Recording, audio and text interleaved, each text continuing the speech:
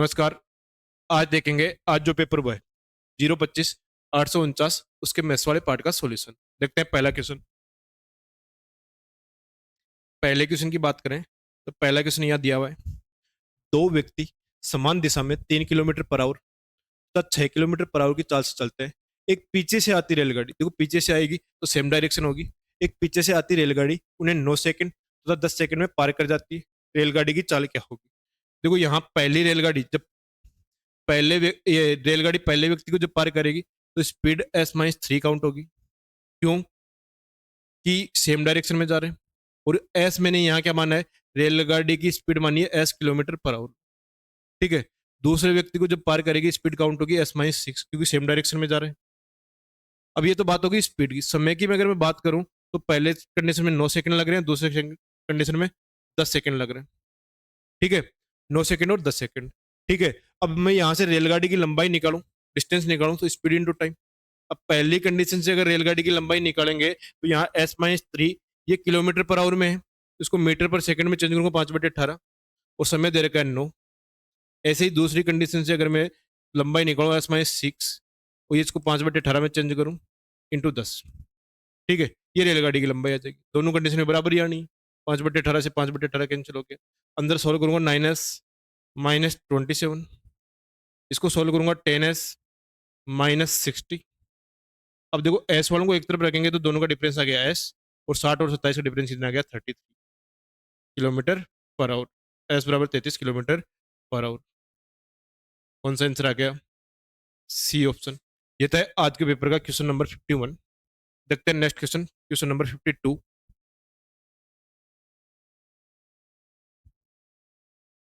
Question number 52 अच्छा question है, ध्यान से देखना समझ में आ जाएगा। तीन वर्त जिनमें दो समान त्रिज्या वाले हैं, जिनकी त्रिज्या √2+1 है। तीन वर्तों की त्रिज्या का योग 2√2+3 है। तो देखो यहाँ से सबसे पहले काम करते हैं, तीसरे वर्त की त्रिज्या निकाल लेते हैं। देखो दो वर्त है जिनकी समान त्रिज्या √2+1 और √2+1। तीसरे की मैं मान लेता हूँ आर, और तीनों का योग दे रखा है 2√2+3। देखो √2 2√2 हो गया, ये कैंसिल हो जाएगा।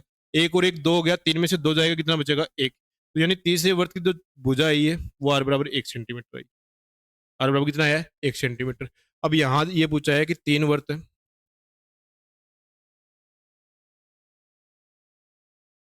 ठीक है। अब यहाँ अपने को पूछा है ये वाला पार्ट, ये इसका परिमाप क्या होगा? या कलर चेंज करके देख लो एक बार। ये वाला जो पार्ट है, अब मैं तीनों के सेंटर यहाँ से मानूं, इसका सेंटर ये है, इसका सेंटर ये है, इसका सेंटर ये है। अब देखो यहाँ रेडियस दे रही है √2+1, यहाँ से रेडियस दे रही है √2+1, यहाँ भी रेडियस दे रही है √2+1, यहाँ भी रेडियस दे रही है √2+1। तीसरे की एक निकाली थी, ये सीधी भुजा है ना, एक। और ये भी निकालेंगे तो एक। अब यहाँ त्रिभुज, ये त्रिभुज ट्राइंगल बनाए, ट्राइंगल के तीनों भुजाओं की बात करें तो इसको जोड़ेंगे तो 2√2+2। यहाँ दोनों को जोड़ेंगे तो √2+2, और इसको जोड़ेंगे तो √2+2। अब तीनों साइड की बात करें तो ये एक राइट एंगल ट्राइंगल की साइड होती है। राइट एंगल ट्राइंगल यानी समकोण त्रिभुज की साइड होती है। यानी कर्ण का स्क्वायर बराबर क्या होता है? आधार का स्क्वायर प्लस लंब का स्क्वायर। ठीक है। अब ये कोण तो 90 डिग्री हो जाएगा सबसे बड़ी भुजा के सामने। अब ये दोनों साइड बराबर है तो ये एंगल भी बराबर होगा 45 डिग्री और 45 डिग्री। यानी ये इन चाप की लंबाई अगर मैं निकाल के ऐड कर दूं तो इसका परिमाप आ जाएगा। अब पहले सेक्टर देखो, सेक्टर की लंबाई होती है πr θ/180 डिग्री। अब पहले दो सेक्टर तो 45 डिग्री के हैं और सेम रेडियस वाले हैं तो बराबर है, तो 2 गुणा πr θ/180 डिग्री। तो 2 गुणा पाई, आर इसकी है √2+1 और इसका एंगल है 45 डिग्री और बट्टे में 180। ये तो शुरुआत वाले दो जो ये वाले चाप उनकी लंबाई आ गई। इसकी निकालूंगा तो पाई आर कितनी है? एक है। थीटा कितना है? 90 डिग्री है और बट्टे में 180 डिग्री। देखो 90 में 180 का भाग दिया दो बार, दो से काटा 90 और 45 से काटा, ये भी नीचे भी दो आ जाएगा। दोनों में से π/2 कॉमन लेता हूँ तो इसमें तो देखो सिर्फ √2+1 बचेगा, इसमें बचेगा एक। √2+1 में एक जोड़ेंगे तो कितना आ जाएगा? 2 + √2। अच्छा क्वेश्चन है, थोड़ा सा ध्यान से देखना समझ में आ जाएगा। C option. ये था क्वेश्चन नंबर 52। देखते हैं next question, question number 53। Question number 53 की बात करें तो यहाँ ट्रिग्नोमेट्री का क्वेश्चन है, दिया हुआ है cos cube theta minus sine cube theta बटे cos theta minus sine theta का सरलतम रूप ज्ञात करना है।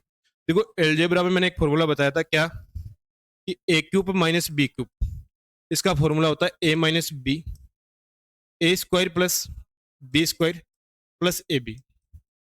ठीक है, अब यहाँ ए की जगह दिया हुआ है कोस थीटा और बी की जगह दिया हुआ साइन थीटा, तो इस फॉर्म में लिख रहा हूँ कोस थीटा माइनस साइन थीटा,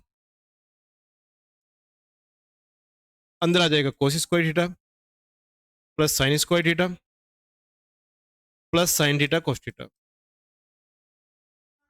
ठीक है, और बट्टे में दिया हुआ है कोस थीटा माइनस साइन थीटा। देखो ये तो हो गया cancel, cos square plus sine square होता है एक, तो यहाँ अपने पास बचा 1 plus sign theta cos theta, लेकिन ऐसा तो ऑप्शन में नहीं लिखा हुआ है, क्योंकि या तो साइन थीटा कोस थीटा सारे वैल्यू दे रही है साइन थीटा में, इस अगर साइन थीटा कोस थीटा को अगर मैं साइन में चेंज करना चाहूँ तो दो से ऊपर नीचे इंटू कर दूं, जिससे ये फॉर्मूला बनेगा किसका, साइन टू थीटा का।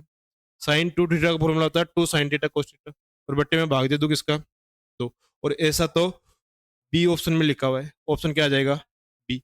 ये था क्वेश्चन नंबर 53। देखते हैं नेक्स्ट क्वेश्चन, क्वेश्चन नंबर 54।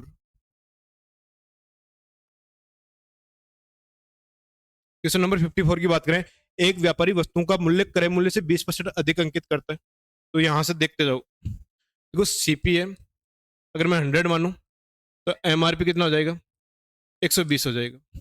ठीक है, आगे क्या बोल रहा है, वह आदि वस्तु को अंकित मूल्य पर एक चौथाई को अंकित मूल्य के 20% बट्टे पे, देखो 20% बट्टे पे जब बेचेगा तो SP1 मान लेता हूँ, तो 120 का 20% कितना होता है 24, तो 96 में बेचेगा।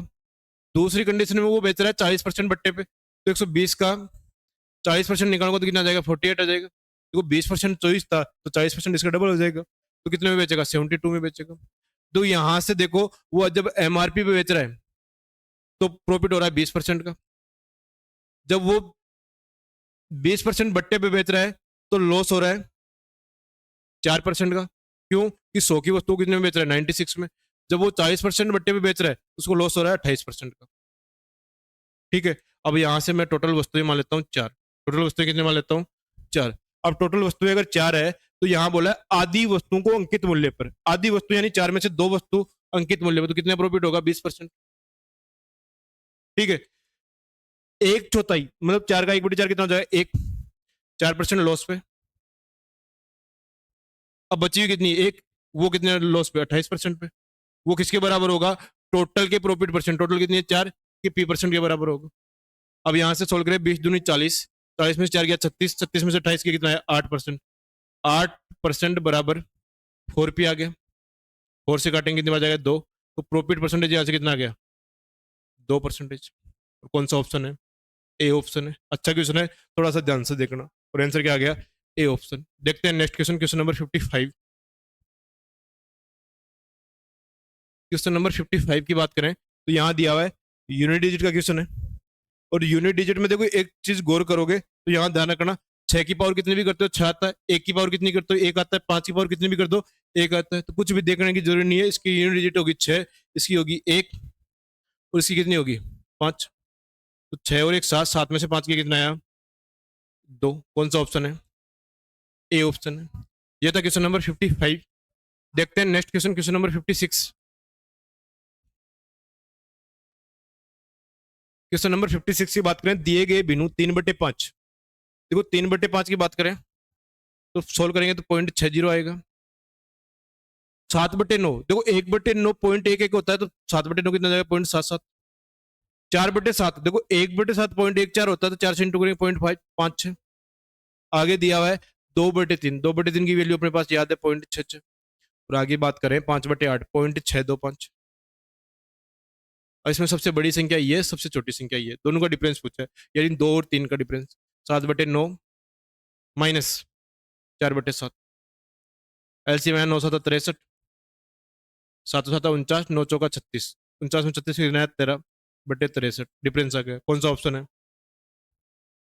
डी ऑप्शन है। ये था क्वेश्चन नंबर 56। देखते हैं नेक्स्ट क्वेश्चन, क्वेश्चन नंबर 57।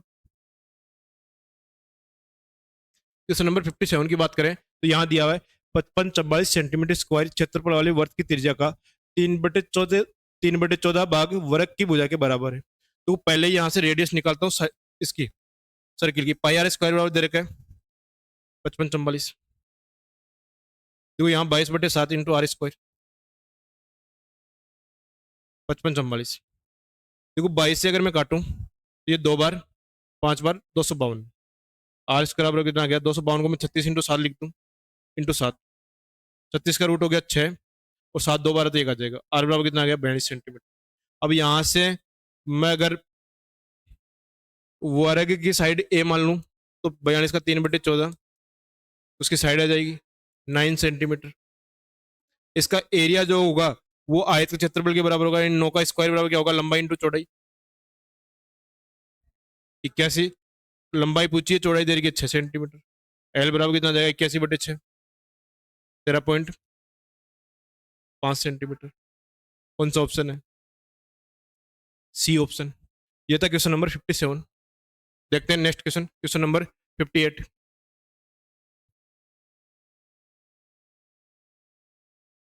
58 की बात करें तो दाल को अब 20 रुपए प्रति किग्रा बेचा जाता है। पिछले मास की कीमत 16 रुपए प्रति किग्रा थी। एक परिवार अपने उपभोग में कितना प्रतिशत कम करेगी खर्चा नियत रहे। देखो जिस अनुपात में प्राइस बढ़ेगी उसी अनुपात में, पहले 16 थी अब 20 हो गई, यानी 4:5। उसके उल्टे अनुपात में, यानी 4:5 में प्राइस बढ़ी है, क्वांटिटी 5:4 में कम होगी। 5:4 में कम होगी, कितना कम होगा? 1 और कितने पे? 5 पे।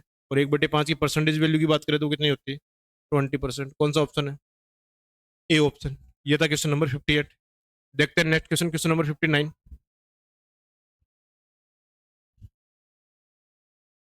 क्वेश्चन नंबर 59 की बात करें, यदि बी, ए तथा सी,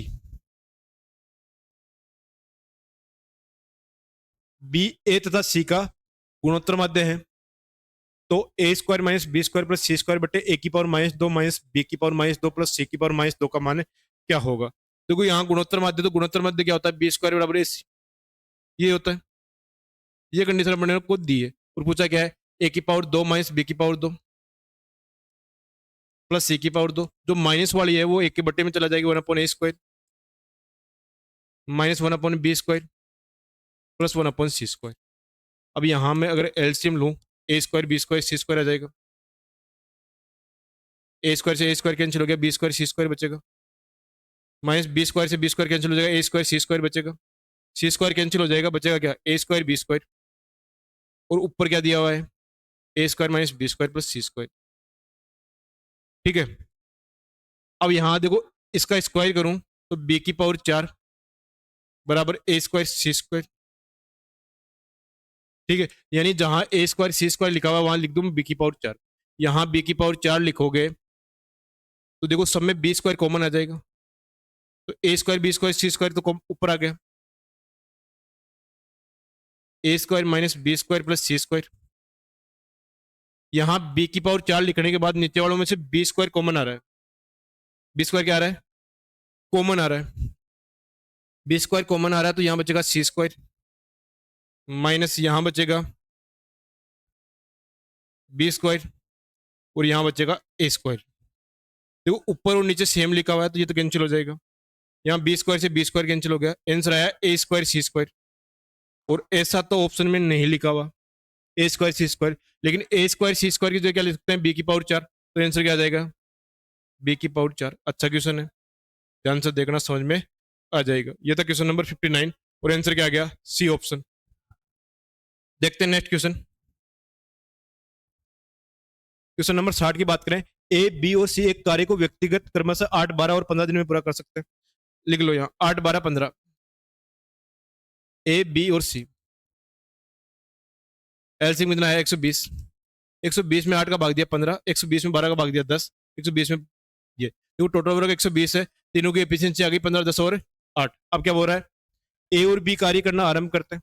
मान लो ये टोटल कार्य था, ए और बी कार्य आरंभ करते हैं और 2 दिन तक काम करते हैं। आगे दिया हुआ है ए कार्य छोड़ देता है और सी कार्य पूरा होने तक बी का साथ देता है। तो अब काम कौन करता है? बी और सी। देखो ए और बी एक दिन में 15 और 10 कितना काम करते हैं? 25। 25 काम करते हैं तो 2 दिन में कितना कर देंगे? 50 काम। अब बी और सी के लिए 120 में से 50 काम हो गया, कितना काम बचा? 70। दोनों मिलकर एक दिन में कितना काम करेंगे? 18। 70 में 18 का भाग दिया तो 35/9, और 35 में 9 का भाग दूंगा 3 से 8/9 दिन। यानी शेष कार्य अगर पूछता तो 3 से 8/9, लेकिन यहाँ क्या पूछा है, कार्य कितने दिन में पूरा हो जाएगा। तो देखो 2 दिन और 3 से 8/9 कितना हो जाएगा, 5 से 8/9 दिन। 5 से 8/9 दिन, कौन सा ऑप्शन है, बी ऑप्शन है। ये था क्वेश्चन नंबर 60। देखते हैं next question, question number 61। Question number 61 की बात करें, यदि किसी लंब पिरामिड का आयतन 150 सेंटीमीटर क्यूब है तो आधार का क्षेत्रफल 50 सेंटीमीटर स्क्वायर हो तो इसकी ऊंचाई, एकदम फॉर्मूला बेस्ड क्वेश्चन है। क्या है कि 1/3 area of base into height is equal to क्या होता है, वॉल्यूम होता है। वॉल्यूम दे रहेगा 150, हाइट निकालनी है, ये दे रहेगा 50 और ये दे रखी 1/3। 50 से काटेंगे 3 बार, 3 × 3 कितना हो जाएगा, 9 सेंटीमीटर। हाइट बराबर कितनी आ गई, 9 सेंटीमीटर। कौन सा ऑप्शन है, ए ऑप्शन। ये था क्वेश्चन नंबर 61। देखते हैं नेक्स्ट क्वेश्चन, क्वेश्चन नंबर 62।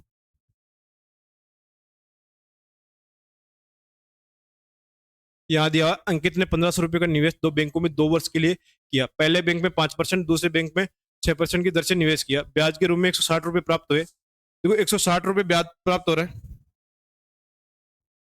और 2 साल का ब्याज प्राप्त हो रहा है, तो 160 रुपए 2 साल में और 1 साल का ब्याज कितना हो जाएगा, 80 रुपए हो जाएगा। यानी 80 रुपए ब्याज प्राप्त हुआ कितने पे, 1500 रुपए पे, इंटू 100। 2 जीरो से 2 जीरो कैंसिल हो गया, 5 से काटूंगा तो ये 16 बार और ये 3। यानी जो एवरेज रेट आई है वो कितनी आई है, 16/3%। यानी पहले बैंक में 5%, दूसरे में 6% और दोनों का मिला के कितना आया, 16/3%। अब देखो एलिगेशन लगाएंगे तो 3 से मल्टीप्लाई कर दूं, 3 से मल्टीप्लाई करूंगा तो यहाँ आएगा 15%, 6×3 18% और 16%। 18 में से 16 गया कितना आया, 2 आया। 16 में से 15 गया कितना आया, 2:1। 2:1। अब देखो 1500 को 2:1 में डिवाइड करेंगे तो ये तो आ जाएगा 1000 और ये कितना आ जाएगा, 500 रुपये। एकदम इजी सा क्वेश्चन था और आंसर क्या आ गया, बी ऑप्शन। ये था क्वेश्चन नंबर 62। देखते हैं next question, question number 63। 63 number question की बात करें तो यहाँ दिया हुआ है, प्रिया ने 2 मिक्सी 1500 रुपए में खरीदी, उसे एक पर 9% का लाभ, दूसरे पर 6% की हानि हुई, लेकिन पूरे सौदे में न हानि और न लाभ हुआ, तो मिक्सियों का लागत मूल्य का अनुपात। देखो पहले पे 6% का प्रॉफिट दे रखा है, अच्छा पहले पे 9% का प्रॉफिट दे रखा है, दूसरे पे 6% का लॉस और टोटल मिला के 0% का प्रॉफिट मान लो चाहे लॉस मान लो, न लाभ न हानि। देखो 9 में से 0 गया कितना है, 9। 0 में से 6 गया कितना आया, 6 आया। 2:3। फिर एलिगेशन लगा दिया और आंसर कितना आया, 2:3। B option. ये था क्वेश्चन नंबर 63। देखते हैं next question, question number 64। Question number 64 की बात करें तो दो संख्याओं के महत्वता लेस है, 7 तथा 27 है। यदि संख्या 20 और 45 के बीच की हो तो उन संख्याओं का योग क्या होगा। देखो n1 इंटू n2 वो क्या होता है, एलसीएम इंटू एससीएम। यानी इन दोनों संख्याओं का गुणनफल की बात करें तो क्या आ जाएगा, 7 × 147। लेकिन ये जो फैक्टर है वो किसके बीच में होना चाहिए, 20 और 45 के बीच में। तो इसको अगर मैं तोड़ूं तो 7 × 4 × 35 लिख दूं तो 7 चौका 28 × 35। यानी एक संख्या 28 होगी और एक संख्या 35 होगी, और दोनों किसके बीच में, 20 और 45 के बीच में। दोनों का योग पूछा तो 28 + 35 कितना आ जाएगा, 63। C option. ये था क्वेश्चन नंबर 64। देखते हैं next question, question number 65। Question number 65 की बात करें, त्रिभुज के बिंदु 1 2 4 -6 3 5 है, तो त्रिभुज का क्षेत्रफल ज्ञात कीजिए। तो त्रिभुज का क्षेत्रफल मैंने लिखवाया था 1/2 x1 y2 - y3 plus x2 y3 - y1 x3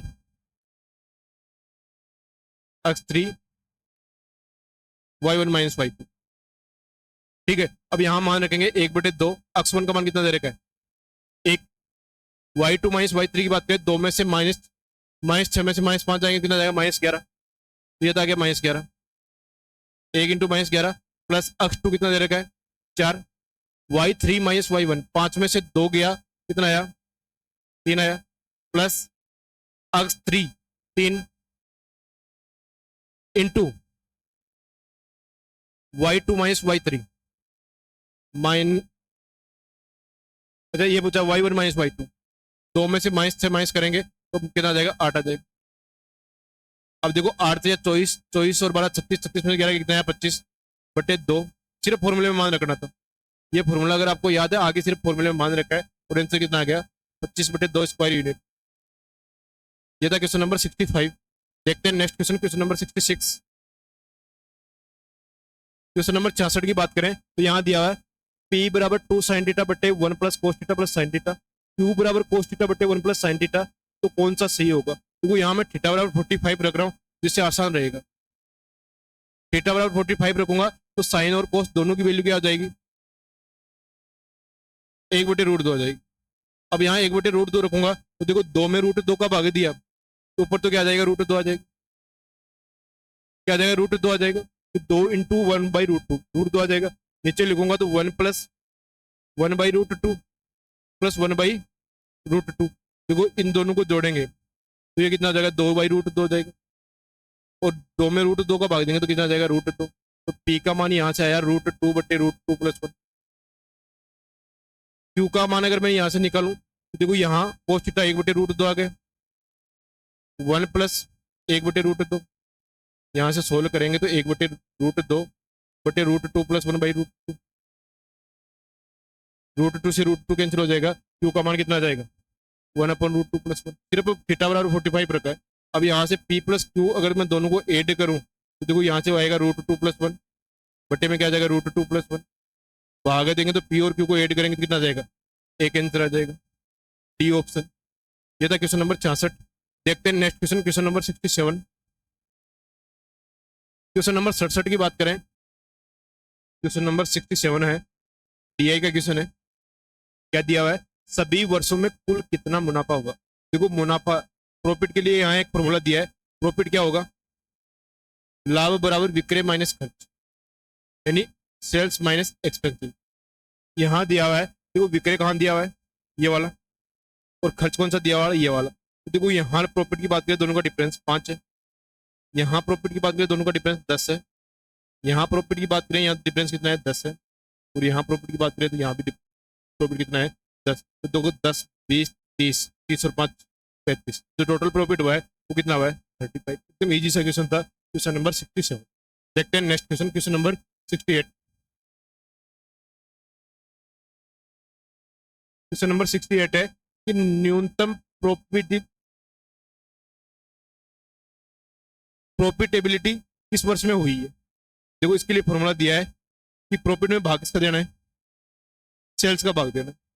तो यहाँ देखो पहले में प्रॉफिट निकाला था 5, यहाँ प्रॉफिट निकाला था 10, यहाँ प्रॉफिट निकाला था 10, और यहाँ भी प्रॉफिट कितना निकाला था, 10। अब सेल्स वाला कौन सा है, सेल्स वाला ये वाला। तो यानी पहले वाले के निकालें तो 5/35, दूसरे वाले की निकालें तो 10/40, तीसरे वाले की प्रोबेबिलिटी निकाले तो क्या आएगा, 10/35, 10/35, और लास्ट वाले की निकाले 10/30।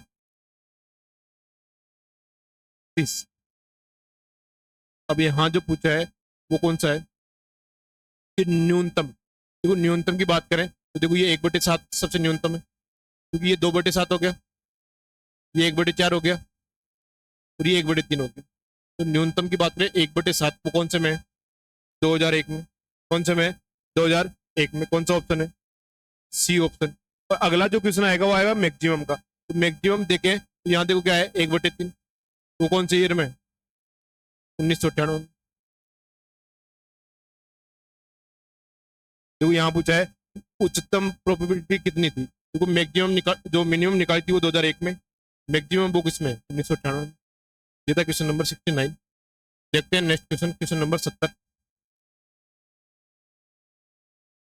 क्वेश्चन नंबर 70 की बात करें तो यहाँ दिया हुआ है कोई कंपनी प्रति माह जो वस्तुएं बनाता है उनका औसत पहले 3 महीनों का 4000 है, और अगले 9 महीनों में प्रति माह औसतन ये कितनी वस्तुएं बनाए ताकि पूरे वर्ष में वस्तुओं का प्रति माह औसत 4375 हो। तो इस क्वेश्चन को करने का सबसे बढ़िया तरीका ये है कि शुरुआत के 3 महीने के लिए 4000 है, अगले 9 महीनों के लिए एवरेज में मानता हूँ क्या है, तो इन दोनों को मिला के तो एवरेज दे देगा वो दे देगा 4375, क्योंकि यहाँ समय का अनुपात कितना है, 3 और 9 है, 1:3। एलिगेशन के पहले भी 2 क्वेश्चन आ चुके, ये तीसरा क्वेश्चन है 1:3, यानी ये जो डिफरेंस है वो 3 का मान है, 375 है, वो 3 का मान है। तो 375 में मैं 3 का भाग दूं तो यहाँ जो डिफरेंस 1 का है वो कितना होगा, 125 होगा। अब देखो यहाँ वाली संख्या 1 से बड़ी होती है और 1 से क्या होती है, छोटी, तो ये वाली संख्या बड़ी होगी, और कितनी बड़ी होगी, 125। तो 4375 में 125 ऐड कर दूं कितना आ जाएगा, 4500, 4500 रुपये। कौन सा ऑप्शन है, ए ऑप्शन। ये था क्वेश्चन नंबर 70। देखते हैं नेक्स्ट क्वेश्चन, क्वेश्चन नंबर 71। 71 की बात करें, दो जहाज एक लाइट हाउस के दोनों ओर स्थित है। दोनों जहाजों को प्रत्येक का अवनमन कोण 45 डिग्री है। यदि लाइट हाउस की ऊंचाई 300 मीटर है तो जहाजों के बीच की दूरी, देखो लाइट हाउस ये है, दो जहाज यहाँ ये है, इनका जो अवनमन कोण है वो कितना दे देगा, 45। तो ये भी कितना हो जाएगा, 45। ऐसे ये भी कितना हो जाएगा, 45 हो जाएगा। और जो लाइट हाउस की ऊंचाई दे रही है 300 मीटर, ये 45, तो ये भी 45 और ये भी 45, यानी ये 300 तो ये भी 300 और ये 300 तो ये भी कितना हो जाएगा। एकदम सिंपल सा क्वेश्चन था, तो उनके बीच की दूरी पूछे तो 300 300 कितना हो जाएगा, 600 मीटर। कौन सा ऑप्शन है, ए ऑप्शन। ये था क्वेश्चन नंबर 71। देखते हैं next question, question number 72।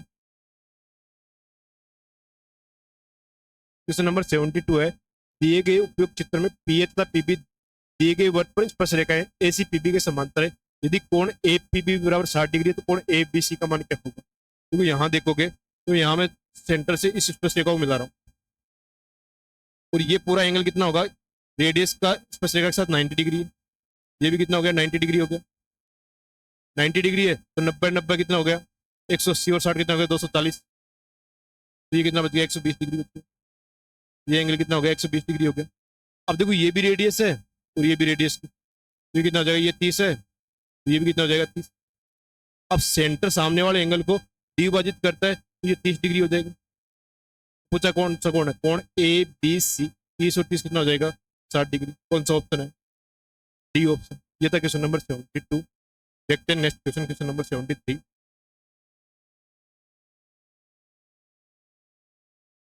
Board marks का क्वेश्चन है। देखो पहले बाहर वालों को सोल्व करें तो 4 को 4 से मल्टीप्लाई करेंगे 16, 16 में 16 का भाग देंगे तो 1, तो बाहर वाला तो 1 हो गया। अंदर अगर देखो सबसे पहले स्मॉल ब्रैकेट को सोल्व करें 6, तो 4 या 12 में 6 का भाग देंगे तो ये आ जाएगा 2। ठीक है, 4 को 2 से इंटू करेंगे तो 8, तो 3/8। इस पूरे को सोल्व करने के बाद कितना आया, 3/8। ये बोर्ड में थोड़ा आपको सोल्व करना है, 3/8। अब यहाँ देखो 2 भाग 4 ओप 8, 8 चौका 32, 2 में 32 का भाग देंगे तो 1/16, और बीच में साइन है वो किसका है, भाग का है। अब देखो 3/8 है, भाग को अगर मैं गुणा में चेंज करूंगा 16 ऊपर चला जाएगा, कितने बार गया, 2 बार, 3 दूनी है। कौन सा ऑप्शन है, ए ऑप्शन। ये था क्वेश्चन नंबर 73। देखते हैं नेक्स्ट क्वेश्चन, क्वेश्चन नंबर 74। 74 की बात करें, ए की आय बी की आय से 24% अधिक है, बी की आय ए की आय से कितना प्रतिशत कम है। तो 24% को मैं 6/25 लिख सकता हूँ। 24/100 लिखा, 4 से काटा तो 6 बार, 4 से काटा 25 बार, यानी ए की आय अगर 25 है तो बी की आय कितनी होगी, 31 होगी। अब पूछा क्या है, बी की आय ए की आय से, अच्छा ए की आय बी की आय से 24% अधिक है, तो यहाँ देखो उल्टा लिख दिया।